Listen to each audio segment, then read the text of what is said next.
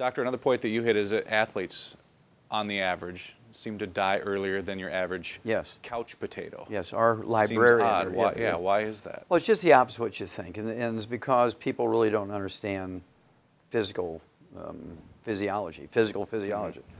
And that is this. With the exception of the 3 black guys from the old Negro Baseball League back in the 1920s, there's never been a professional athlete lived to be 100. Now that should begin to give you clues, red flag. Now these guys are getting paid to train and work out. They're getting the best food, the best trainers, personal physicians, team physicians. I mean, they have it all, right? They're being paid to work out, and they get the best. But yet the average lifespan, when you take all sports, is 62. The new statistics out for Canadian professional football players is 51. Reggie Lewis, who was the captain of the Boston Celtics, died at 28 of a cardiomyopathy heart attack, a simple nutritional deficiency. Let's see here. Walter Payton died at 45 waiting for a liver transplant from a simple mineral deficiency disease, which I treat all the time. We can reverse that disease in a few weeks or a few months with a simple supplement, and he died waiting for a liver transplant. And then we just recently had a 16-year-old boy, Wes Leonard, from a little high school in Michigan. There were 2 teams fighting for the last slot in the playoffs to be the state champions. This just happened a couple of months ago. Yep.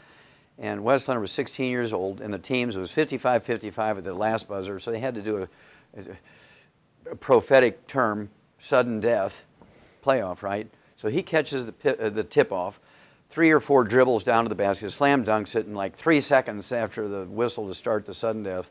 He gets the winning 2 points, 57-55. His teammates are lifting him up because they're so excited, and he drops dead of a cardiomyopathy heart attack. The same thing that Reggie Lewis did, 17 years earlier. And see, the medical system hasn't learned anything, because we eliminated that disease in children 25 years ago in China. In China, these cardiomyopathy heart disease that these athletes die from is called Kishan disease. It's one province doesn't have the selenium in the soil there. And these kids, like 13 out of 100, are dying from this heart disease when they're little kids.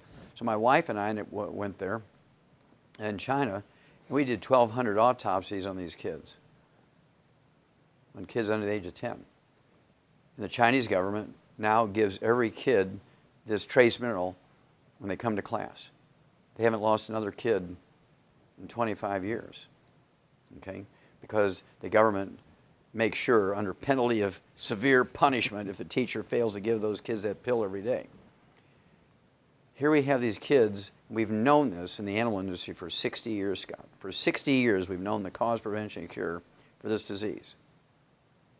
And yet medical doctors say, well, we give them electrocardiograms before each season.